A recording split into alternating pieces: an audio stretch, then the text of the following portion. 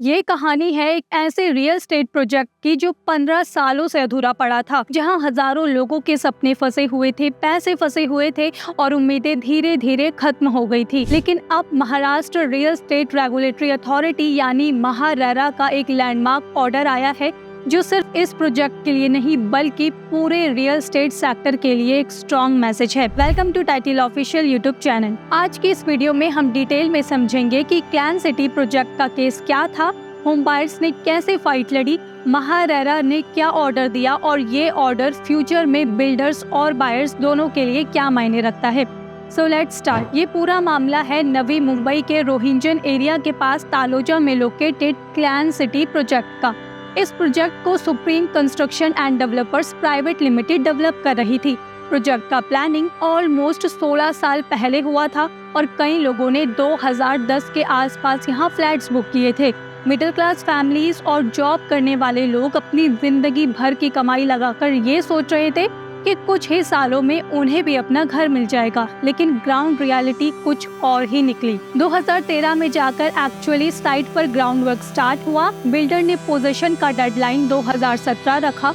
लोग वेट करते रहे, लेकिन 2017 आया और चला भी गया। प्रोजेक्ट कंप्लीट नहीं हुआ। इसके बाद डेवलपर ने बायर से और पैसे मांगे। कई लोगों ने मजबूरी में एक्स्ट्रा पेमेंट भी की, क्योंकि उन्हें लगा शायद अब प्रोजेक्ट पूरा हो जाए।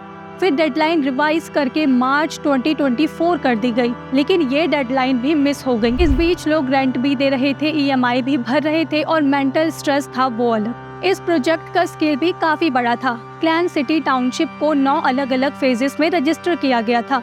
सबके अलग महारेरा रजिस्ट्रेशन नंबर्स थे। टोटल 9 बिल्डिंग्स प्लान थे और हर बिल्डिंग 34 लेवल्स की, मतलब एक मैसिव टाउनशिप जहां हंड्रेड्स ऑफ फैमिलीज रहने वाली थी। लेकिन जैसे जैसे समय गुजरता गया, प्रॉब्लम्स बढ़ती चली गई। आखिरकार 154 अलॉटीज यानी फ्लैट बायर्स एक साथ आए और महारेरा के सामने कंप्लेंट्स रखी। तो तुम्हारा कुछ मांग रहे, हम तो हमारा ही मांग रहे, जिसके लिए हमने पेमेंट करा हुआ है। करने के बाद पूरा पेमेंट, अगर हमें हमारा ये राइट, बेसिक राइट नहीं हमें मिल रहा है, तो ये बात गलत हो जाती है। और ये तो गवर्नमेंट को भी देखना चाहिए कि रेरा में एक्सटेंशन कैसे दिन ब दिन देते जा रहे हैं, जबकि आप देख रहे हो यहाँ पे लोग 2019 से काम बंद है। इन कंप्लेंट्स में अलग अलग रिलीफ्स मांगे गए। किसी ने पोजेशन विद इंटरेस्ट की डिमांड रखी, किसी ने कंपनसेशन मांगा, किसी ने रिफंड चाहा और कुछ बायर्स ने तो ये तक डिमांड की कि प्रोजेक्ट का रजिस्ट्रेशन रिवोक किया जाए और प्रोजेक्ट किसी और डेवलपर को दे दिया जाए, या फिर बायर्स को ही डेवलपमेंट राइट्स मिल जाएं, जैसे रेरा के सेक्शन 7 और 8 के अंदर पॉसिबल भी है। एसोसिएशन ऑफ अलॉटीज की तरफ से कंचन शर्मा, जो इस मूवमेंट की एक प्रोमिनेंट फेस रही हैं, उन्होंने बताया कि कैसे लोगों ने 2010 से ही फ्लैट्स बुक कर लिए थे, लेकिन सालों तक सिर्फ प्रॉमिसेस मिलते रहे। उनके अकॉर्डिंग 2017 के बाद बिल्डर का बिहेवियर और ज्यादा क्वेश्चनेबल हो गया था। पैसे मांगे गए, लेकिन प्रोग्रेस ग्राउंड पर नजर तक नहीं आई। सिर्फ डिले ही इशू नहीं था, महारेरा के हियरिंग के दौरान ये भी सामने आया कि बिल्डर ने कभी डेडलाइन एक्सटेंशन के लिए प्रॉपर एप्लीकेशन तक फाइल नहीं की, मतलब लीगली जो प्रोसेस फॉलो करना चाहिए वो तक नहीं किया गया। इसके अलावा एक और सीरियस इशू था लैंड ओनर लिटिगेशन का। अप्रैल 2022 में बॉम्बे हाई कोर्ट ने एक एड इंटरिम इंजंक्शन पास किया था, जिसके चलते कंस्ट्रक्शन और अनसोल्ड इन्वेंट्री की सेल पर इफेक्ट पड़ा। इस इंजेक्शन की वजह से प्रोजेक्ट और ज्यादा डिले हो गए। महारेरा ने इस केस को लाइटली नहीं लिया। अथॉरिटी ने एक स्पेशल कंसिलिएशन पैनल फॉर्म किया, जिसका पर्पस ये था कि बिल्डर और बायर्स के बीच एमिकेबल सेटलमेंट हो सके। पैनल ने मल्टीपल हियरिंग्स कंडक्ट की, दोनों साइड्स को सुना, डॉक्यूमेंट्स देखे और सिचुएशन को डीपली समझा। लेकिन जनवरी 5 को पैनल ने अपनी फाइनल रिपोर्ट सबमिट की, जिसमें एक क्लियर लाइन लिखी थी, कंसिलिएशन फेल्ड। पैनल ने अपनी रिपोर्ट में कई सीरियस ऑब्जर्वेशंस किए। सबसे पहले रिस्पोंडेंट प्रमोटर यानी बिल्डर के परसिस्टेंट नॉन कॉम्प्लायंस की बात कही गई। महारेरा के पहले के ऑर्डर्स को भी फॉलो नहीं किया जा रहा था।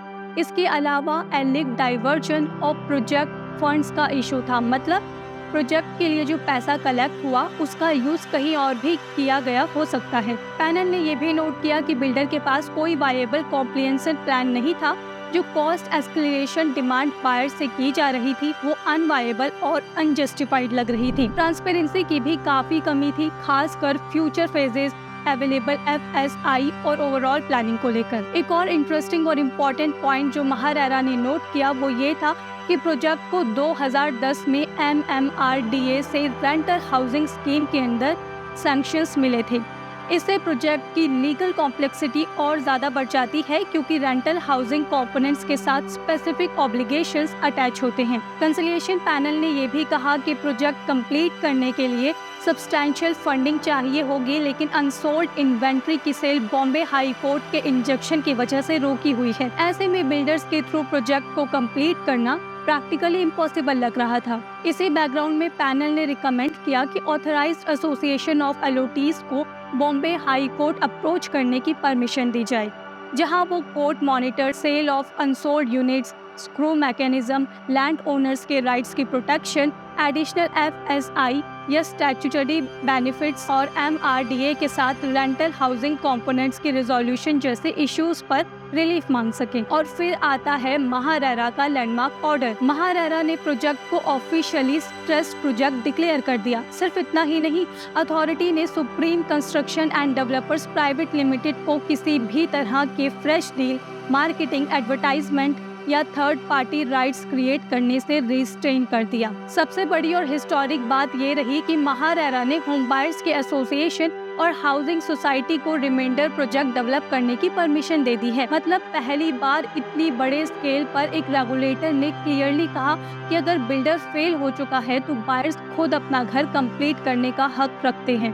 ये ऑर्डर सिर्फ क्लैन सिटी के बायर्स के लिए नहीं बल्कि पूरे महाराष्ट्र के होम बायर्स के लिए एक प्रेसिडेंट सेट करता है। अभी बायर्स ने फाइनल डिसीजन नहीं लिया है। कंचन शर्मा के अकॉर्डिंग अभी लॉयर से कंसल्टेशन चल रही है। ये डिसाइड करना बाकी है कि बायर्स सेल्फ डेवलपमेंट के रूट पर जाएंगे या फिर किसी नए डेवलपर को अपॉइंट करेंगे। दोनों ऑप्शंस के अपने प्रोस और कॉन्स हैं। सेल्फ डेवलपमेंट पे कंट्रोल ज्यादा है लेकिन रिस्पॉन्सिबिलिटी भी ज्यादा है। न्यू डेवलपर लाने में एग्जीक्यूशन फास्ट हो सकता है लेकिन ट्रस्ट और टर्म्स का इशू। इस ऑर्डर की लीगल सिग्निफिकेंस पर बात करते हुए एडवोकेट पार्थ चंदे ने कहा कि ये डिसीजन स्टेट गवर्नमेंट के लिए भी एक डोर खोलता है। गवर्नमेंट को रिक्वेस्ट की जा सकती है कि फ्लैट परचेजेस के इंटरेस्ट में कंस्ट्रक्शन नॉर्म्स रिलैक्स या मॉडिफाई किए जाएं। जब कोई प्रोजेक्ट 15 सालों से ज्यादा समय से इनकम्प्लीट रहे तो एक्स्ट्रा ऑर्डिनरी मेजर्स लेना बहुत जरूरी हो जाता है। उनके वर्ड्स में ये ऑर्डर एक डार्क टनल के एंड में रे ऑफ लाइट जैसा है। ये दिखाता है कि रेरा सिर्फ एक पेपर टाइगर नहीं, अगर बिल्डर कंटिन्यूअसली डिफॉल्ट करता है, बायर्स के राइट को इग्नोर करता है तो रेगुलेटर्स स्ट्रॉन्ग एक्शन ले सकते हैं। इस केस से एक स्ट्रॉन्ग मैसेज जाता है बिल्डर्स के लिए, सिर्फ प्रोजेक्ट लॉन्च करना और पैसे कलेक्ट करना काफी नहीं होता। टाइमली कॉम्प्लीशन, ट्रांसपेरेंसी और कॉम्प्लायंस भी इक्वली इम्पोर्टेंट है, वरना प्रोजेक्ट का कंट्रोल आपके हाथों से जा सकता है। होम बायर्स के लिए भी ये एक लर्निंग है। कलेक्टिव एक्शन बहुत इम्पोर्टेंट है और पावरफुल भी। अगर 154 बायर्स एक साथ नहीं आते, एसोसिएशन नहीं बनाते, लीगल फाइट्स नहीं लड़ते तो शायद ये रिजल्ट कभी मिलता ही नहीं। आने वाले टाइम में ये ऑर्डर और केसेस के लिए रेफरेंस बन सकता है।